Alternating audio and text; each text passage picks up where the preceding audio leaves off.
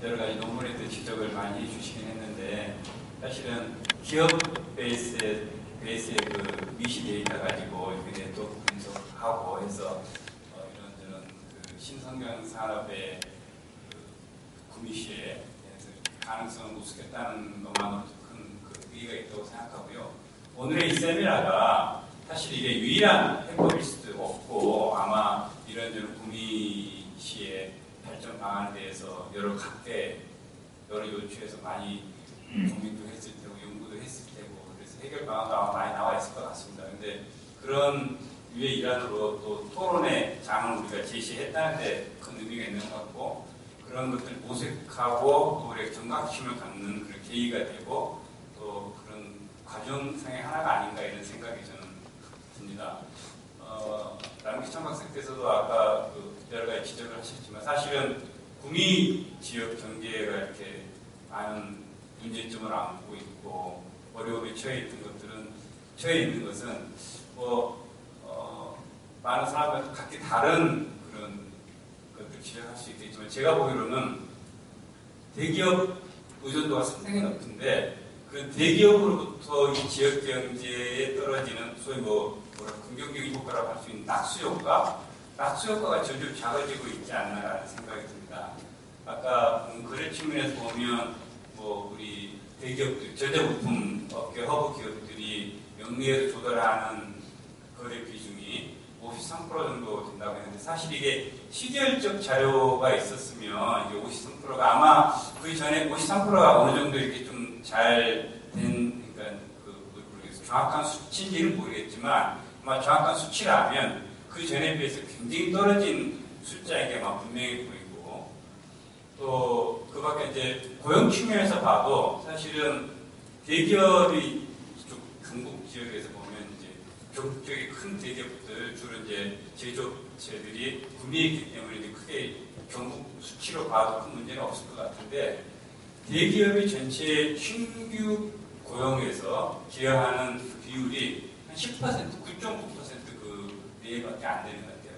전국적으로 보면 대기업이 그래도 신규 고용에서 차지하는 그 비율이, 기여율이 한 20%, 한 19% 가까이 되는데, 그에 보면 이쪽 구미를 중심으로 한 전국 지역의 대기업들이 이쪽 지역에 미치는 신규 고용에 미치는 그 효과가 굉장히 적다라는 생각이 들고요. 또 부가가치를 100을 생산해냈으면 이 지역의 임금으로 고용된 피고용자한테 임금으로 가는 것들이 대체로 한 다른 여타 기업 중국 평균으로 보면 한 30%, 40%, 정확하게 한 43% 정도 되는데, 구미 같은 경우는 30% 정도밖에 안 돼서, 사실은 대기업이 중추 큰 근간이 되고 있는데, 그 대기업으로부터 흘러나온 낙수 효과가 너무 작다는 점입니다. 두 번째로는 다 아시는 것처럼 우리 구미 지역 경제 산업 구조가 노쇠화되어 있다, 노후화되어 있다고 해야 되나요? 사실은 산업은 새로 생겨서 성장기를 거쳐서 이렇게 성숙기에 이르고 쇠퇴기에 이르고 그런 사이클을 그리는데, 구미의 무슨 통신산업, 휴대폰 그런 것들이나 디스플레이 산업, 이런 것들 사실은 휴대폰 같은 경우는 이미 PC 산업화 됐습니다. 그래서 모듈화돼서 조립만 하면 휴대폰이 되는, 그래서 크게 부가가치를 단순 조립 과정에서는 크게 부가가치가 있다고도 하기 어려운 이미 거의 세트 산업의 성숙기를 지난 산업이라고 볼 수 있고요. 디스플레이 같은 경우도 최근에 이제 OLED 같은 새로운 기술이 개발돼 보급되고 있습니다만, 대구 같은 경우는 소형 OLED는 저쪽 충남에 많이 뺏긴 상태고, 대형 OLED는 파주 쪽 수도권으로 뺏긴 상태에서 사실 LCD에서 다시 이제 OLED로 가고 있습니다만, 이것들이 원할 만큼 시장에 진입해서 성공을 거둘지는 좀 난감한 상태인 것 같습니다. 그래서 뭔가를 새롭게 이제 모색해야 되는 시점인 것은 분명해 보이고, 이런 것들이 이런 것들을 잘해내려면 사실은 어떤 갑자기 기업을 유치한다 할지 이런 것만으로 한계가 있는 것 같고, 이 지역 전체에 도심이 좀 인류화돼야 되겠다. 그 다음에 이 지역 도시민들 전체의 어떤 혁신 역량이라고요. 기업들, 민간, 당 이런 것들이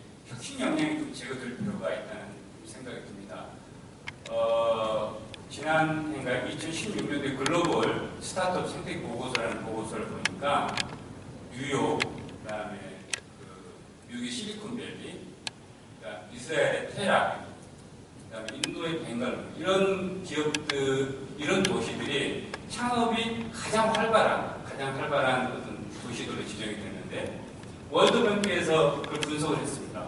어떤 요인들이 그 도시들의 공통점이 뭔가 봤더니 크게 한 세 가지 정도 되는데 첫 번째는 우수한 인적 자본들을 갖고 있다. 그것들이 이제 창업이 가장 활발했다는 것은 혁신 영향을 가지고 있다는 거거든요. 그 지역들이. 근데 인적 자본들, 우수한 인적 자본을 가지고 있더라. 두 번째는 사람과 사람, 또 사람과 경제적 자산 간에 소통할 수 있는 물리적 공간, 소위 협업 공간들이 접근이 용이한데 잘 발달되어 있다.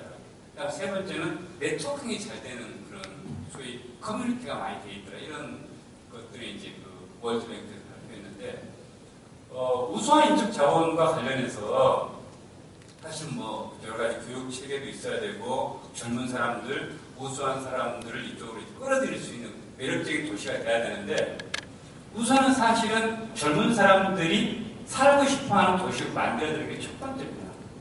제가 오기 전에 인구 구조를 2016년 기준으로 인구 구조를 제 연령대별로 봤는데 구미가 노란색 평균 연령이 가장 젊은 도시입니다. 아마 여기 있는 분들은 항상 구미에 대해서 불평하고 불만도 있고 뭔가 좀 미진하다고 생각하는데 일부 수도권의 신도시를 제외하고는 평균 연령이 36.4세인가요? 가장 젊습니다. 그리고 외국 보고서 보면 20대부터 20살부터 40살까지 그 연령대가 이제 있는 것들 굉장히 중요한 혁신 영향을 갖냐 못 갖냐 굉장히 중요한 지표로 쓰이는데 이스라엘의 태백 가비부가 32.2% 정도 된다고 해요. 20 전체 인구 중에서 20세에서 30세, 40세 정도 되는 그 인구 비중이. 근데 구미가 놀랍게 제가 한번 계산을 해봤더니 32.1%입니다. 테라비브의 0.1%밖에 뒤지지 않는 겁니다.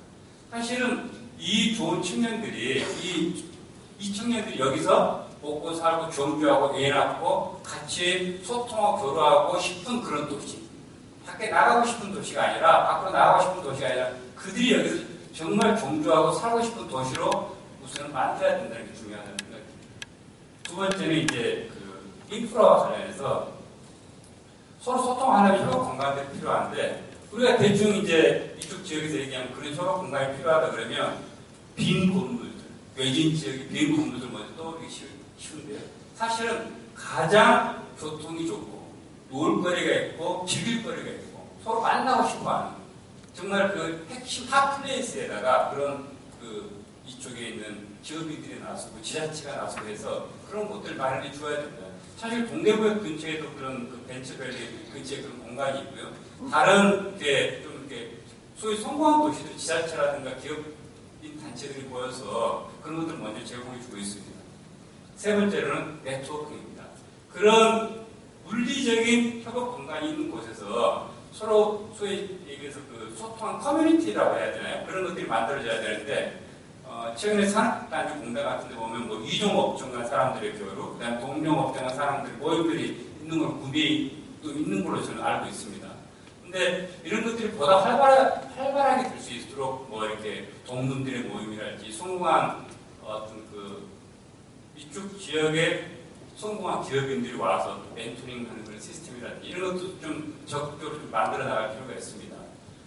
앞서 얘기한 뭐 우수한 인적 자본이니 협업 공간이니 아니면 네트워킹이니 이런 것들에 대해서 사실 저는 잘 알지 못합니다. 왜냐하면 이쪽 지역의 출신이 아니기 때문에 아마 여러분들이 더 잘 아실 걸로 믿고요. 근데 그런 것들을 추진하고 있어서 관 혼자도 안 되고 기업 혼자도 안 됩니다.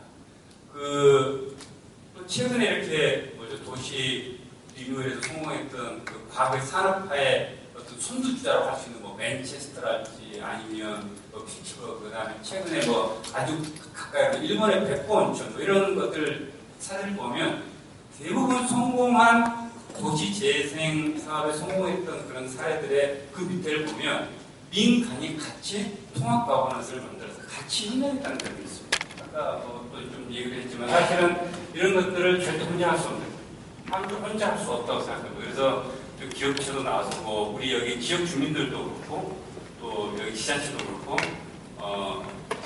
살고 싶어하는 도시 그냥 밖에 나가서 한 말씀만 더 드리면 최근에 용주를 다녀왔는데 용주도 아동 키우기에 살기 좋은 도시를 만들기 위해서 용주시장님부터 굉장히 뛰고 있는 거예요. 그러니까 아동 키우기 좋은 시라는 거는 청년들이 오고 싶어하는 도시를 만들겠다는 거예요. 거기서도. 그러니까 사실 구미는 여러 가지 젊은 층도 많이 있고 아까도 봤지만 GRDP가 가장 높지 않습니까? 시 중에서. 그러니까 이런 것들을 활용하면 더 이상 뭐 힘들다 어렵다 이렇게 좌절하고 있을 때만이 아니라 같이 이렇게 협동해서 하면 좋은 결과가 있을 거로 생각이 듭니다.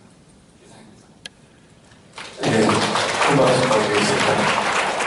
네, 김영선 개인조사부장님 토론이었습니다.